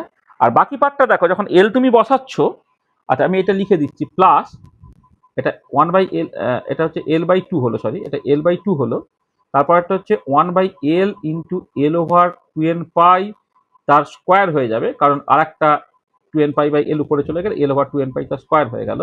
এখানে প্লাসটাকে এক কাজ করো, প্লাসটাকে তুমি মাইনাস করে দাও, প্লাসটাকে তুমি মাইনাস করে দাও। আর এবারে এল বসালে এল কেটে গেল, cos 2n পাই বেসিক্যালি 1, এটা মাইনাস 1 হয়ে গেল, 0 হয়ে গেল, তার মানে উত্তরটা বেরোলো l/2। তার মানে কি হচ্ছে যে x এর অ্যাভারেজ দেখা l/2 হচ্ছে, এটা তুমি এটাই এক্সপেক্টেড ছিল, যেহেতু বক্সের লেন্থটা হচ্ছে l আর বোথ ডিরেকশন ইকুয়ালি প্রবাবল, তার অ্যাভারেজ করলে কত হবে? অ্যাভারেজ করলে হচ্ছে বক্সের মাঝখানটা হবে l/2 হবে, ঠিক আছে? তাহলে দেখো পার্টিকুলার বক্সের ক্ষেত্রে কি তুমি দেখলে, আমি একটা এক্সাম্পল দিয়ে এটা দেখালাম, সেটা হচ্ছে এই যে তোমার যে যখন আইগেন ভ্যালু ইকুয়েশন ওবেড হচ্ছে, তখন আইগেন ভ্যালু অ্যাভারেজ ভ্যালু যে সমান বেরিয়ে গেল। আর যখন আইগেন ভ্যালু ইকুয়েশন ওবেড হচ্ছে না, তখন পস্টুলেট 3 তোমাকে কোনো হেল্প করছে না, কারণ আইগেন ভ্যালু ইকুয়েশন যখন ওবেড হচ্ছে না, তখন তো তুমি আইগেন ভ্যালুটাই বের করতে পারবে না, মানে আইগেন ভ্যালু ইকুয়েশন ওবেড হচ্ছে না বলে, তখন কিন্তু ক্লাসিক্যাল অবজারভেবলের ভ্যালুটা অ্যাকচুয়ালি কি হবে as a result of measurement, বা তার ভ্যালুটা তুমি কি এক্সপেকটেশন ভ্যালুটা কি হবে, বা অ্যাভারেজ ভ্যালুটা কি হবে, তুমি কিছু বলতে পারছো না। কিন্তু পস্টুলেট 4 তোমাকে হেল্প করছে, যে দেখো আমি দেখেছিলাম যে পার্টিকুলার বক্সের ক্ষেত্রে ওয়েভ ফাংশনটা, এই যে পার্টিকুলার বক্সের ক্ষেত্রে এই যে ওয়েভ ফাংশনটা, সেটা এক্স অপারেটর কিন্তু ওয়েভ ফাংশনের উপরে কাজ করে, তাহলে সেটা কোনো রকম ভাবেই তুমি একটা কনস্ট্যান্ট টাইম সাইন এক্স হিসেবে লিখতে পারোনি, যেটা আমি আগের দিনই বলেছিলাম, এটা পারোনি। সেখানে কি হচ্ছে, তার মানে যেটা হচ্ছে sine x is not an eigen functions of x operator, hence we cannot get x as an eigenvalue of x operator, এটা পাচ্ছি না। তাহলে এবারে উপায়টা কি ছিল? উপায়টাই হচ্ছে তোমার, তখন তুমি পস্টুলেট 4 এর শরণাপন্ন হও, পস্টুলেট 4 তোমাকে সেইভাবে সাহায্য করে দিচ্ছে, তাই তো? ঠিক আছে, পরিষ্কার ব্যাপারটা যেটা বলতে চাইলাম, এটা পরিষ্কার?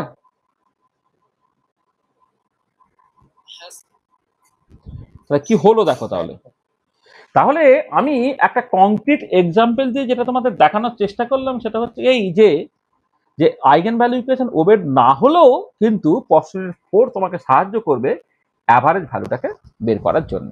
আচ্ছা, কোথাও কোথাও দেখবে অনেকে জাস্ট স্মার্টলি বলার চেষ্টা করে, অ্যাভারেজ ভ্যালু না বলে এক্সপেকটেশন ভ্যালু বলার চেষ্টা করে। In a concept Sai the average value না বলে এক্সপেকটেশন ভ্যালু বলে।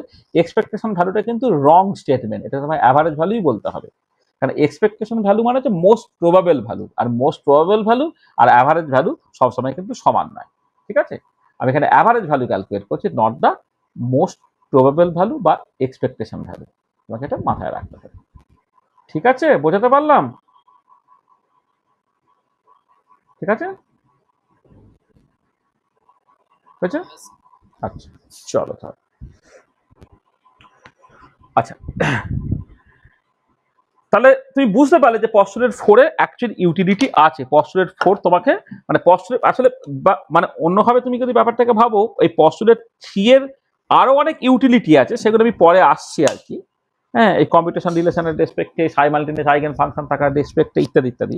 না হলে অ্যাজ ফার অ্যাজ তোমার আইগেন ভ্যালু বা অ্যাভারেজ ভ্যালু বের করার প্রশ্ন, সেখানে কিন্তু পস্টুলেট 4টাই যথেষ্ট। পস্টুলেট 3 এর কিন্তু ওই মানে পস্টুলেট 3 সেখান থেকে আইগেন ভ্যালু বের করা আলাদা কোনো দরকার নেই, কারণ অ্যাভারেজ ভ্যালুটাই আইগেন ভ্যালুর সঙ্গে সমান হবে। আচ্ছা, একটা ভীষণ ইম্পর্টেন্ট মানে কনসেপ্ট, সেটা দেখো, একটু ভালো করে বোঝার চেষ্টা করো। ধরো আমি বললাম যে লেট সাইটা হচ্ছে এর eigen function with the eigen value alpha. আমি বললাম লেট সাই ইজ অ্যান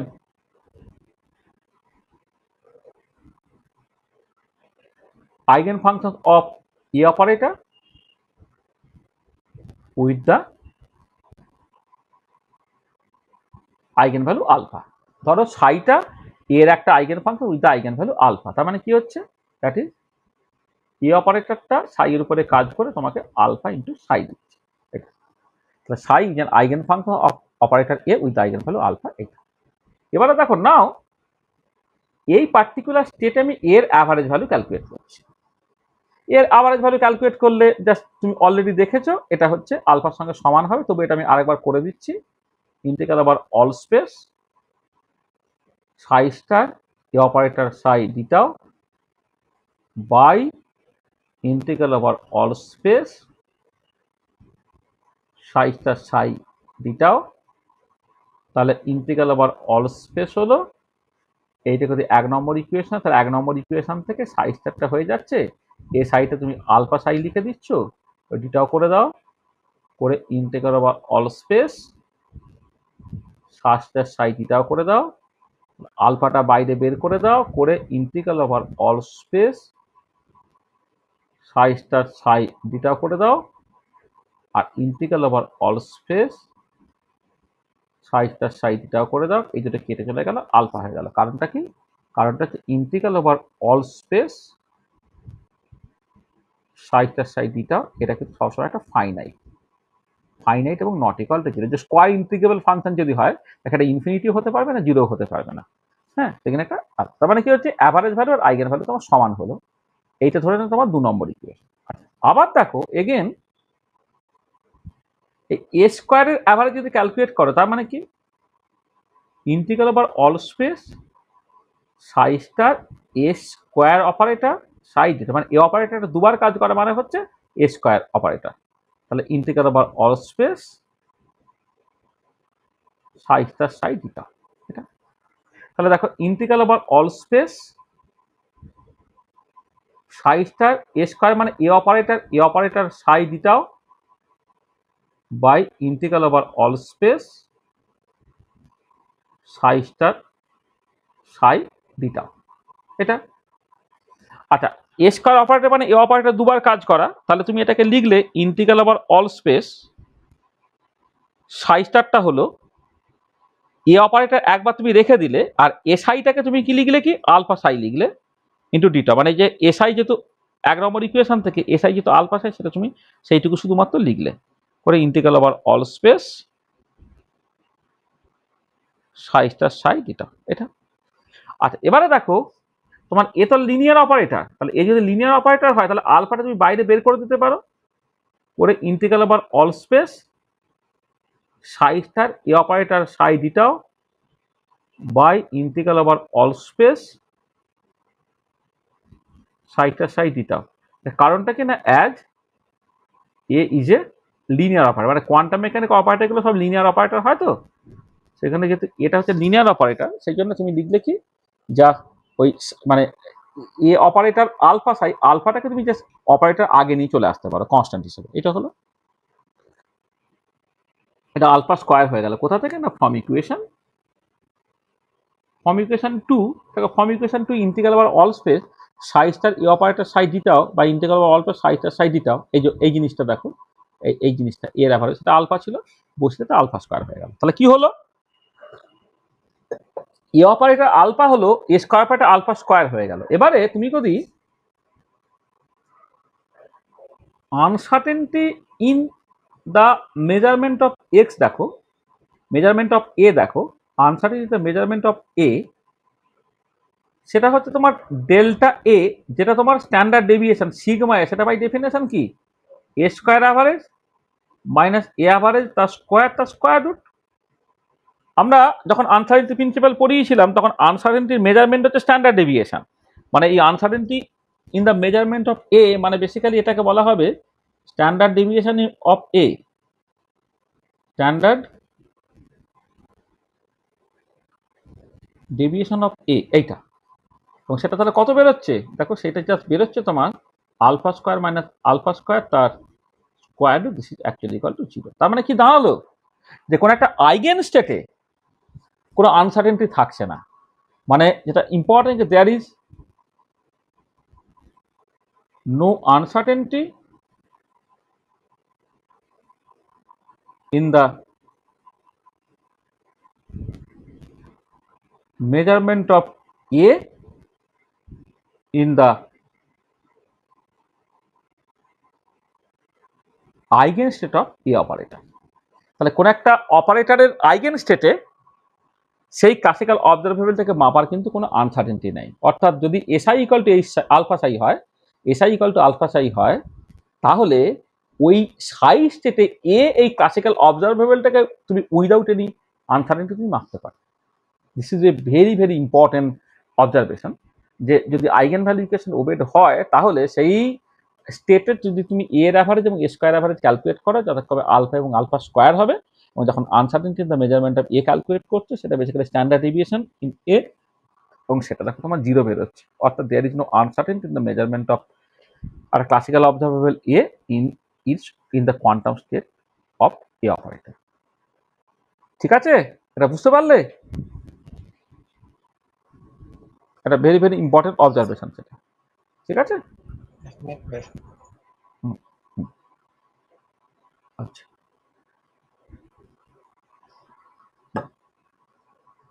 আচ্ছা আচ্ছা, এবারে দেখো তুমি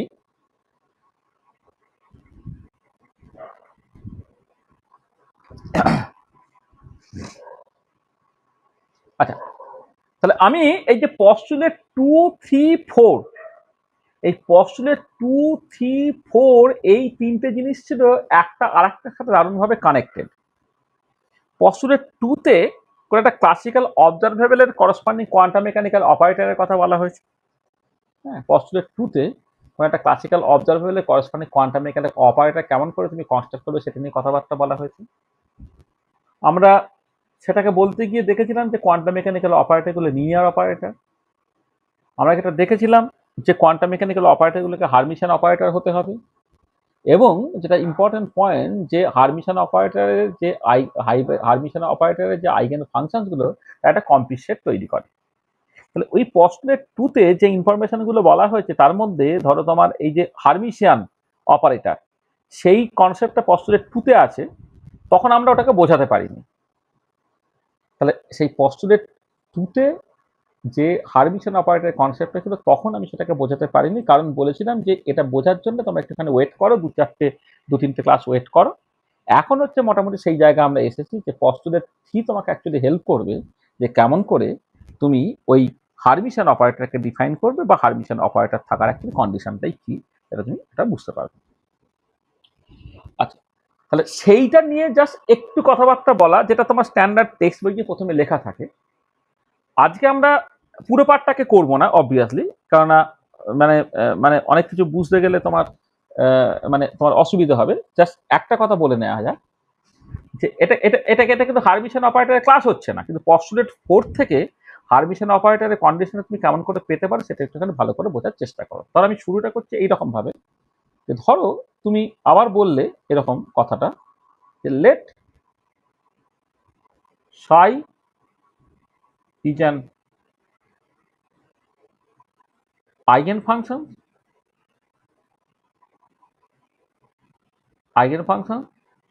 of a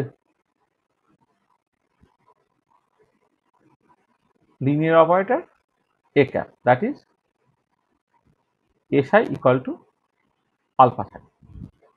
মানে বলো let psi is an eigenfunction of a linear operator a, এখানে লেখা উচিত ছিল with the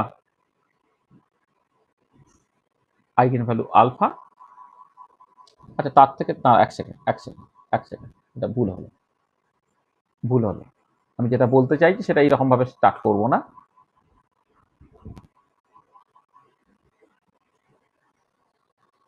মানে এইভাবে স্টার্ট করতে গিয়েছিলাম। আমি বললাম যে late a cap is the quantum mechanical operator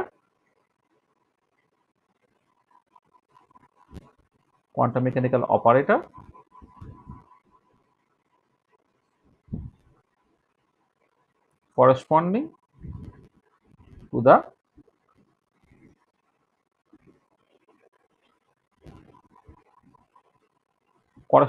the classical observable A।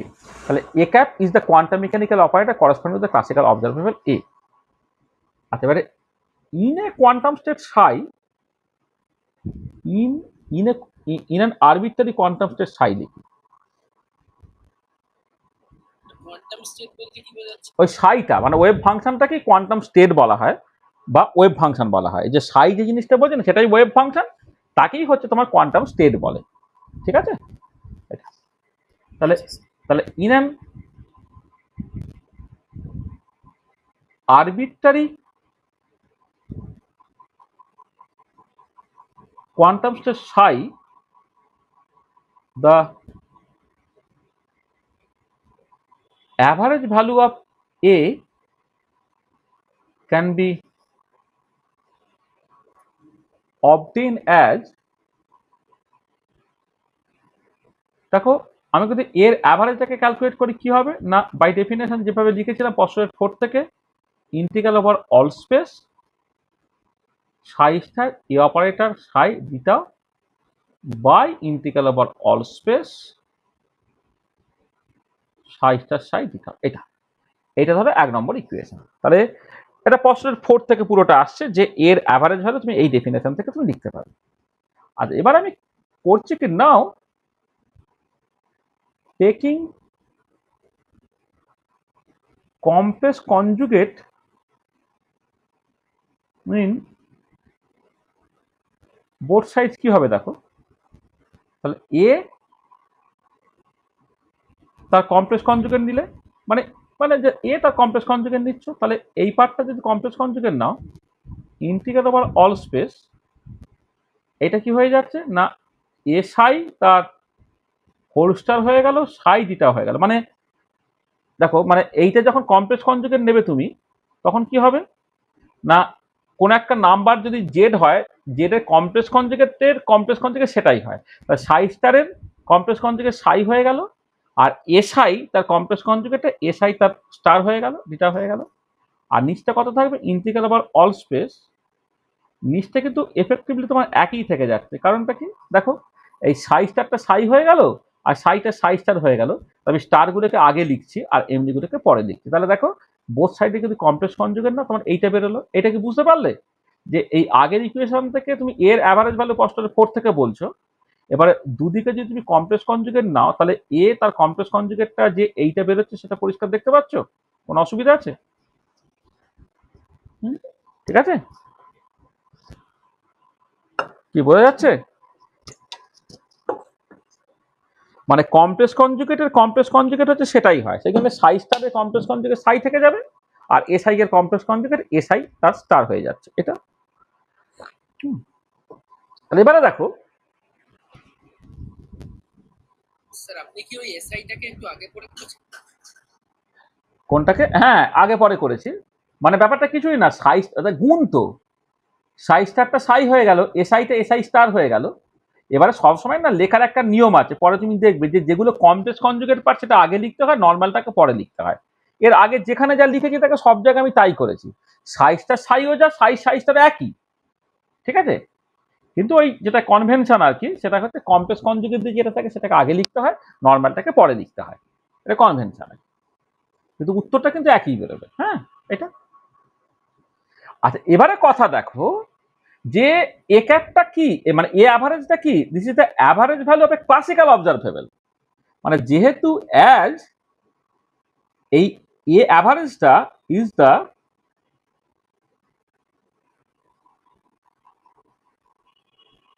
Average value of এ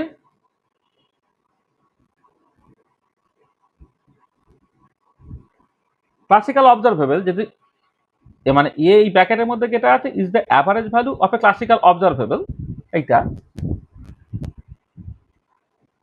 দেন এইটা মাস্ট বি রিয়েল। কারণ একটা ক্লাসিক্যাল অবজারভেবল যেটাকে মাপা যায় তার অ্যাভারেজ ভ্যালু কি হবে, অবশ্যই রিয়েল হবে। তাহলে as A average is the average value of the classical observable, then A must be real. তার মানে কি, দ্যাট ইজ এই এ আর এইটা এটা সমান হবে, মানে একটা রিয়েল কোয়ান্টিটি কমপ্লেক্স কনজুগেট লাগে সেটাই তো হয়, এটা হবে। এবারে দেখো ফ্রম ইকুয়েশন 1 and 2 তুমি তাহলে কি পাচ্ছ, ফ্রম ইকুয়েশন 1 and 2 কি পাচ্ছ দেখো, এই 1 নম্বর 2 নম্বর ইকুয়েশন থেকে ডিনোমিনেটর পার্টটা দুজনেরই সমান, কি দাঁড়াচ্ছে, integral over all space psi star A operator psi d tau, এটা হয়ে যাচ্ছে কত, ইন্টিগ্রাল ওভার অল স্পেস, এটা তুমি ব্র্যাকেট দিতেও পারো নাও পারো, এটা হয়ে যাচ্ছে এসআই তার পুরোটার কমপ্লেক্স কনজুগেট সাই ডিটা। মানে কি হলো দেখো, যে যদি এ অ্যাভারেজটা একটা ক্লাসিক্যাল অবজারভেবলের অ্যাভারেজ হয় তাহলে অবশ্যই রিয়েল হতে হবে, রিয়েল যদি হয় তাহলে এ অ্যাভারেজ এবং এ অ্যাভারেজ স্টার তারা সমান হয়ে যাবে। তো 1 নম্বর 2 নম্বর ইকুয়েশন থেকে তুমি এইটা পেয়ে গেলে, ঠিক আছে, হলো। কন্ডিশনটা বুঝতে পারলে, বুঝছে। স্যার দুটোই রিয়েল বলে সমান হয়ে যাচ্ছে। একটা রিয়েল নাম্বারের কমপ্লেক্স কনজুগেট করলে কি হয়, রিয়েল নাম্বার তার কমপ্লেক্স কনজুগেট কি হয়, ধরো একটা রিয়েল নাম্বার ধরো 10 এর কমপ্লেক্স কনজুগেট করলে কি হবে, কি রে, 10ই হবে। তা সেটাই তো বলা হয়েছে। তাহলে এর অ্যাভারেজ ভ্যালুটা তো অবশ্যই রিয়েল, তাই যদি রিয়েল হয় তাহলে অ্যাভারেজ ভ্যালু এবং তার কমপ্লেক্স কনজুগেট দুটো সমান হতে বাধ্য, তাই না। যদি একটা একটা পিওরলি ইমাজিনারি নাম্বার হয় তাহলে তার কমপ্লেক্স কনজুগেট করলে মাইনাস অফ সেটা হয়ে যায়, কারণ ওখানে আই আছে, আই এর স্কোয়ার, আই এর কমপ্লেক্স কনজুগেট করলে মাইনাস আই হয়ে যাবে। তাহলে জেড যদি একটা পিওরলি ইমাজিনারি নাম্বার হয় তাহলে জেড স্টার হচ্ছে মাইনাস জেড হয়ে যাবে। আর নর্মাল যেটা একটা কমপ্লেক্স নাম্বার এরকম হয় এ প্লাস আইবি, তার কমপ্লেক্স কনজুগেট এ মাইনাস আইবি হয়ে যাবে। যদি একটা রিয়েল নাম্বার হয় তার কমপ্লেক্স কনজুগেট করলে এক্স্যাক্টলি সেটাই থাকে, ঠিক আছে। হুম, এটা হলো।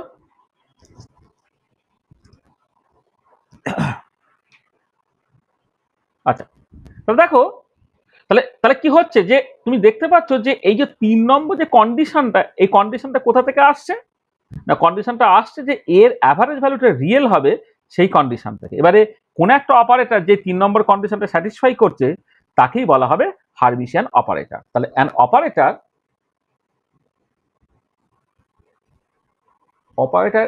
এ cap for which integral over all space psi star A operator psi বিটাও, সেটা integral over all space psi whole star psi d tau, এটা হচ্ছে ফর এনি আরবিট্রারি ফাংশন সাই, এইটা। মানে একটা অপারেটর ফর হুইচ এইটা হয়ে যাচ্ছে for any arbitrary function psi, মানে an operator A for which এইটা is said to be a hermitian operator. তাহলে দেখো এই হারমিশিয়ান অপারেটর এই যে কনসেপ্টটা, সেটা আমি পস্টুলেট 2 তে প্রথম বলেছিলাম যে কোয়ান্টাম মেকানিক্যাল অপারেটরগুলো হারমিশিয়ান হতে হবে। হ্যাঁ, এবারে কথাটা হচ্ছে কেন হারমিশিয়ান হতে হবে, কারণ আমি কার কোয়ান্টাম মেকানিক্যাল অপারেটর ক্যালকুলেট করছিলাম, আমি কোয়ান্টাম মেকানিক্যাল অপারেটর ক্যালকুলেট করছিলাম কোন একটা ক্লাসিক্যাল অবজারভেবলের জন্য। এবার ক্লাসিক্যাল অবজারভেবলের অ্যাভারেজ ভ্যালু রিয়েল হতে হবে। তাহলে ক্লাসিক্যাল অবজারভেবলের যদি অ্যাভারেজ ভ্যালু রিয়েল হতে হয়, তাহলে অটোমেটিক্যালি হচ্ছে তোমার দেখো এই এই এই অপারেটরটা এই কন্ডিশনটা স্যাটিসফাই করতে হবে। আর যখনই এই কন্ডিশনটা স্যাটিসফাই করবে তখন অপারেটরটা তোমার হারমিশিয়ান হয়ে যাবে। তার মানে তাহলে একটা অপারেটর হারমিশিয়ান হওয়ার দরকার কেন? অ্যান অপারেটর বা অন্যভাবে বলতে মানে এইভাবে বলি, A quantum mechanically acceptable operator, A quantum mechanically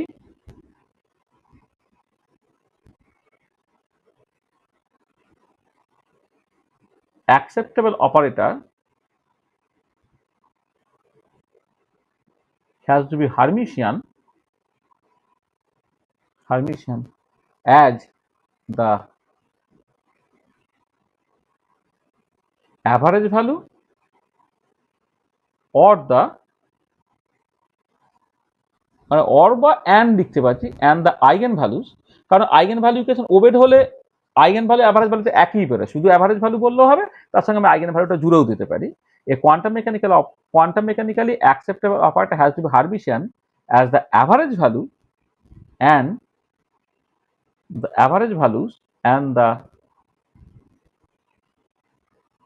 eigenvalues of a classical observable must be real। তাহলে যে average value of A classical observable বা eigenvalue of A classical observable real হতে হবে, এই জন্যই কিন্তু কোনো একটা কোয়ান্টাম মেকানিক্যাল অপারেটরকে হারমিশিয়ান হতে হয়। ঠিক আছে, বুঝতে পারলে? আচ্ছা, হ্যাঁ বলো। স্যার বলছি লাস্ট পেজে ওই টেকিং কমপ্লেক্স কনজুগেট হ্যাঁ, এই স্টেপটা বুঝতে পারছি না।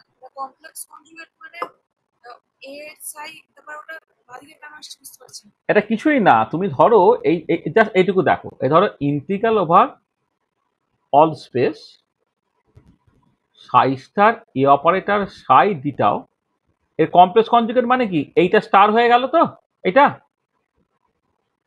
তাই তো।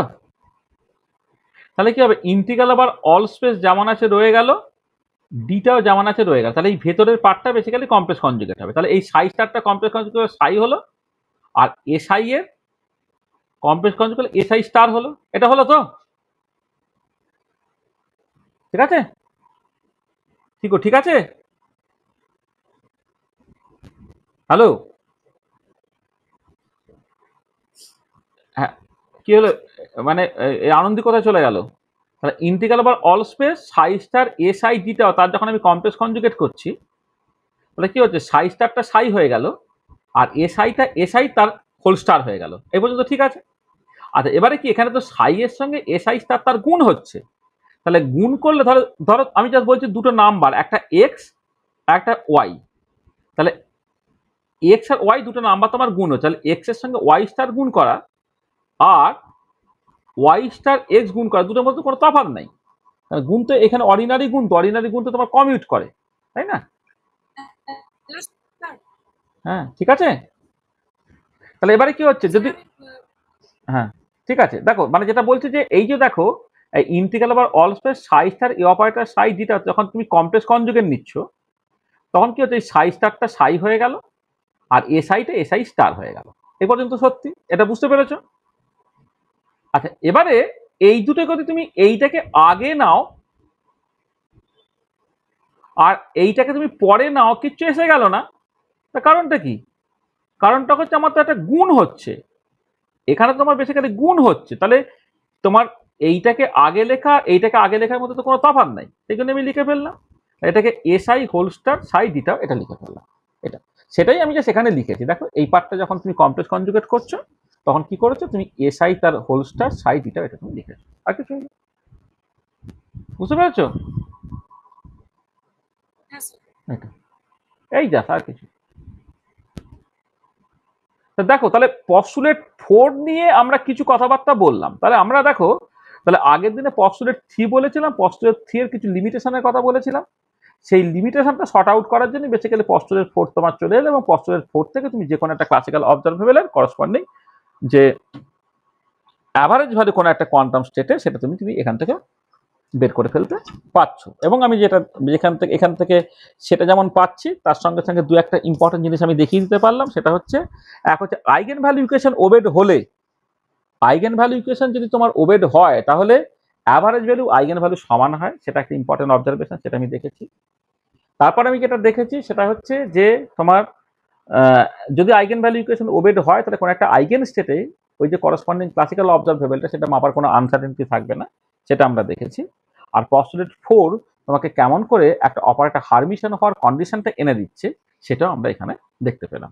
এবং একটা অপারেটর কোয়ান্টাম মেকানিক্যালি অ্যাকসেপ্টেবল হতে গেলে তাকে হারমিশন হতে হয়। তার কারণটা হচ্ছে এই যে সেই অপারেটর দিয়ে তুমি যখন average value of classical observable বের করবে এটা অবশ্যই রিয়েল হতে হবে, এবং রিয়েল যদি হতে হয় সেটা অবশ্যই সেটাকে তোমার অপারেটরটাকে হারমিশন হতে হবে। ঠিক আছে, বোঝা গেল পুরো জিনিসটা? বুঝছে? আচ্ছা, তাহলে আজকে আমরা এই পর্যন্তই রাখবো। তাহলে নেক্সট ক্লাসে আমরা পস্টুলেট 5-এ যাব না। পস্টুলেট 5-এ যাওয়ার আগে আমাকে আরো দুটো কনসেপ্ট দারুণ করে শিখে নিতে হবে, এবং তার সঙ্গে কিছু রিলেটেড থিওরেমস। তাহলে আমরা নেক্সট দিনে না দু তিনটে জিনিস করব। তাহলে প্রথম যে জিনিসটা আমি করব সেটা হচ্ছে যে আমি নেক্সট দিনে কি পড়বো প্রথমে বলি। দুটো হাফে আমি জিনিস মানে দুটো পার্ট আমি পড়তে চাইছি। প্রথম কথা হচ্ছে যে এই যে আমি মানে যেরকম করে অঙ্কটঙ্কগুলো করছি না, সেই জিনিসপত্রগুলো এইগুলো তোমার মানে সবটাই এরকম ইন্টিগ্রেশন ইন্টিগ্রেশন এরকম লিখে করছি। এগুলোকে বলা হয় শোরিঞ্জার পজিশন রিপ্রেজেন্টেশন। মানে আমি যে রিপ্রেজেন্টেশনে কোয়ান্টাম মেকানিক্স থেকে পড়ছি তাকে বলা হয় শোরিঞ্জার পজিশন রিপ্রেজেন্টেশন। কিন্তু কোয়ান্টাম মেকানিক্সকে আরো অনেক রিপ্রেজেন্টেশনে পড়া যায়, যেমন শোরিঞ্জার মোমেন্টাম রিপ্রেজেন্টেশনে পড়া যায়, হাইসেনবার্গ ম্যাট্রিক রিপ্রেজেন্টেশনে পড়া যায়। আর একটা হচ্ছে রিপ্রেজেন্টেশন ইন্ডিপেন্ডেন্ট একটা কোয়ান্টাম মেকানিক্স আছে যেটাকে বলে ডিরাক রিপ্রেজেন্টেশন, সেখান থেকে ব্রাকেট নোটেশন ইন্ট্রোডিউস করতে পারা যায়। তাহলে আমরা প্রথম পার্টে এই পার্টটা পড়বো যে representation in quantum mechanics, representation quantum mechanics, সেটা আমাদের প্রথমে একটু বুঝে নিতে হবে। আমি খুব ছোট্ট করে ব্যাপারটাকে বুঝে নেবো যে ব্রাকেট নোটেশনটা জিনিসটা কেমন হচ্ছে এটা। সেকেন্ডলি আমি যে জায়গাটা চলে যাব সেটা হচ্ছে যে তোমার এই কমিউটেশন রিলেশনস, হ্যাঁ এই যে এবং তার সিগনিফিকেন্স, কমিউট মানে একটা দুটো অপারেটর কমিউট করা না করা বা কমিউটেশন রিলেশন তার যে সিগনিফিকেন্স আর কি সেইটা একটুখানি আলোচনা করতে হবে। এবং তার সঙ্গে তোমার কিছু রিলেটেড থিওরেমস আছে সেগুলোকে দেখা, মানে একটা ইম্পর্টেন্ট থিওরেমস আছে necessary and sufficient condition for two operator to have simultaneous eigen function is they must commute. তাহলে এরকম ভীষণ ইম্পর্টেন্ট কিছু থিওরেমস আছে, সেই রিলেটেড থিওরেমসগুলো নিয়ে কথাবার্তা বলবো। তো এইটা আচ্ছা নেক্সট ক্লাসে আমি বলে রাখি বরং এইটা। তারপরে আমাকে চলে যেতে হবে তোমার হারমিশন অপারেটর, তার সঙ্গে তার যে রিলেটেড থিওরেমস গুলো থিওরেমস এগুলো, এই তিনটে বলে নিলে তারপরে আমি পস্টুলেট 5-এ যেতে পারবো। আমাদের প্রথমে এই তিনটে জিনিস একটু বলে নিতে হবে। রিপ্রেজেন্টেশন অফ কোয়ান্টাম মেকানিক্স, যেখান থেকে তোমার ব্রাকেট নোটেশনটা তুমি ইন্ট্রোডিউস করতে পারবে। কারণ মানে আমরা কেমিস্ট্রির লোকেরা অনেকক্ষণ পর্যন্ত শোরিঞ্জার পজিশন রিপ্রেজেন্টেশনে কাজ করছি, কিন্তু ফিজিক্সিস্টরা খুব তাড়াতাড়ি তারা ব্রাকেট নোটেশনে প্রথমেই চলে যায়। আমরা সেই ব্রাকেট নোটেশনটা কিছুদিন পরে জাস্ট ইন্ট্রোডিউস করলাম, যে প্রথমে শোরিঞ্জার পজিশন রিপ্রেজেন্ট মানে একটা ভাষা তুমি ভালো করে শিখে গেলে, কমফোর্টেবল হয়ে গেলে, তারপর অন্য ভাষায় যাওয়ার তুমি চেষ্টা করবে। আচ্ছা কমিউটেশন রিলেশনসটা খুব ইম্পর্টেন্ট, তার সঙ্গে রিলেটেড থিওরেম, তার সঙ্গে হচ্ছে তোমার জেনারেলাইজ হাইসেনবার্গ আনসার্টেনিটি প্রিন্সিপাল, এইসব ব্যাপারগুলো আছে সেগুলোকে বুঝতে হবে। হারমিশন অপারেটর নিয়ে আমাদের খুব ডিটেল ডিসকাশনের জায়গা আছে। এটা একটা ক্লাসে হবে না, সাডেনলি তোমার এই তিনটে মিলে প্রায় তোমার 3টে ক্লাস লেগে যাবে, কারণ এখানে কমিউটেশন রিলেশন, অনেক কমিউটেশন রিলেশন বের করতে হয়, তার সঙ্গে ইম্পর্টেন্ট থিওরেমস এর মধ্যে জেনারেলাইজ হাইজেনবার্গ আনসার্টেনিটি প্রিন্সিপল সেটা আছে, সেটাকে করতে হয়। তারপরে হারমিশন অপারেটর এবং তার রিলেটেড থিওরেম, সেটা একটা ক্লাসে হয় না। হ্যাঁ, আমরা তো এখানে হারমিশন অপারেটরকে ইন্ট্রোডিউস করলাম, দেখবো যে এইটা এইভাবে যে ইন্ট্রোডিউসটা করা হয়েছে না, এইটা আমার অ্যাকচুয়ালি পছন্দের নয়। হ্যাঁ, মানে এইটা হচ্ছে তোমার এখানে কিছু জাস্ট গন্ডগোল আছে আর কি। হ্যাঁ, মানে সেইটা একটুখানি আমরা পরের দিন ভালো করে বলবো যে এইরকম ভাবে হারমিশন অপারেটর ইন্ট্রোডিউস করাটা মানে ঠিক নয় আর কি। হ্যাঁ, সেটা আমরা একটুখানি বলবো, ঠিক আছে। তার সঙ্গে ভীষণ ইম্পর্টেন্ট 3টে থিওরেমস আছে হারমিশন অপারেটরে, সেগুলোকে নিয়ে আলোচনা করার দরকার আছে। এগুলো আমরা করবো, করে তারপরে পস্টুলেট 5 আসবে। পস্টুলেট 5 এবং সেখান থেকে তোমার এরেনফেস ইকুয়েশন নাম্বার, সেটা 1-1.5 ঘন্টার মতো, 1 ঘন্টার মতো ক্লাস আর কি। আর তারপরে একটা অ্যাপ্লিকেশন তোমাদের এই সেমিস্টারে সিলেবাসে আছে, সেটা হচ্ছে পার্টিকেলের বক্স প্রবলেমটাকে দেখা। পার্টিকেলের বক্স প্রবলেমের জন্য 1 বা 2টো ক্লাস আমাদের দিয়ে দিতে হবে। খান 5-6 ক্লাস কিন্তু আমাদের দিতে হবে এই সেমিস্টারে যে কোয়ান্টাম মেকানিক্স আছে সেটাকে বলার জন্য। সেই জন্য এবারে পরীক্ষার ডেট তোমাদেরকে দিয়েছে আগস্ট মাসের শুরুতে, তাহলে আমাদের একটু সপ্তাহে 2-3টে করে ক্লাস নিয়ে না খুব কুইকলি আমাদের এই পার্টটাকে শেষ করে নিতে হবে। আমরা তো তোমার যেটাকে বলা হয় প্রবলেম, যেটা ওই যে মানে কোয়ান্টাম ইয়েতে সলিড স্টেটটা তো একটা ক্লাসের মধ্যে হয়ে যাবে, সেটা আমরা করে নেব। হ্যাঁ, মানে সলিড স্টেট আর একটা ক্লাস লাগবে, একটা ক্লাসের মধ্যে আমি এটাকে করে নেব, আর বাকি পার্টটা হচ্ছে এইভাবে করতে হবে, ঠিক আছে। তাহলে আমরা এই পর্যন্ত রাখলাম আজকে, এন্ড অফ লেকচার 30। স্যার হ্যাঁ বলো। বলছি স্যার আপনি কালকে অফলাইন কখন পড়াবেন স্যার? বলে দিচ্ছি এখন, মানে ওরা বলছিল যদি 12টা থেকে বা 12টা 15 থেকে নেওয়া যায়। নতুন বলছিলাম স্যার, কারণ ট্রেন তো আজকাল খুব লেট করে, খুব সমস্যা চলছে বুঝলেন তো। আপনি যদি 1টা থেকে পড়ান তাহলে ওটা আমার ঢুকতে ঢুকতে 1:30টা বেজে যাবে, কি আরো দেরি হতে পারে। মানে আচ্ছা তুই না একটুখানি এই এই এই এই যে এদের বোকা বোকা কথাগুলো একটু কি কম বলা যায় না? স্যার আমি কথা কি কথা বললাম, মানে ভীষণ বোকা বোকা কথা বলছি। আপনি বলবেন আমি যদি দেরি করে ঢুকি আপনি তো আমার